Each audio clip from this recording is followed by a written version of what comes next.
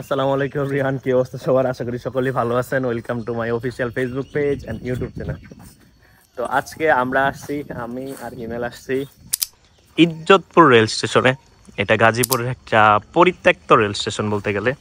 এক সময় ছিল, তো এখন আর ওই রকম ভাবে রেল স্টেশন নাই, শুধু রেল লাইনটায় আছে। এখানে ট্রেন থামে। হ্যাঁ, কোথায় থামে? ও, আগে থামতো। এই যে শুধু রেল লাইনটাই আছে। আর ওই যে রেল স্টেশন ছিল এক টাইমে, এখন পরিত্যক্ত হয়ে গেছে।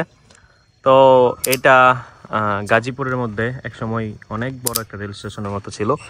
এখন রাজেন্দ্রপুর সম্ভবত রেল কিছু থামে, এখন আর এখানে এটা নাই। একদম জয়দেবপুর টু শ্রীপুর। তো যেহেতু এটাও একটা গাজীপুরের অংশ, সেই সুবাদে আমরা আজকে আসছি। আমি আর হিমেল ঘুরতে ঘুরতে চলে আসছি। তো রাস্তার মধ্যে একটা আম পাইছিলাম, ওই আমটা হিমেল খাইতেছে। যাই হোক, এখন এখানে খুব সুন্দর, মনোমুগ্ধকর চারিদিকে পাখির আওয়াজ, চিচির মিচির, আর বড় বড় গাছ। খুব সুন্দর লাগতেছিল, সেই সুবাদে আপনাদের সাথে একটু আসা। হিমেল, ঘুরতে ঘুরে এত দূর চলে আসছো, কেমন লাগতেছে তোমার? এদিকে একটু তাকাও। আম তো রাস্তায় একটা কুড়ে পাইছো। না, খাও তুমি। খুব টেস্ট। ও, ভালো লাগে না? তাই দুই বন্ধু মিলা, হিমেল অনেক দিন পরে আসছে ময়মনসিংহ থেকে গাজীপুরে। তো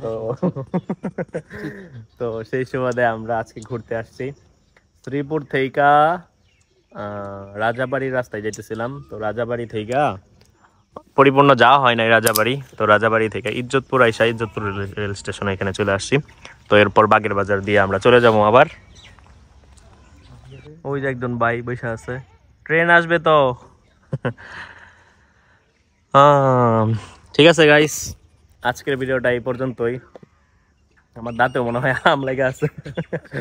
আজকের ভিডিওটা এই পর্যন্তই। আশা করি সকলের কাছে ভালো লাগছে এরকম ছোট একটা ভিডিও।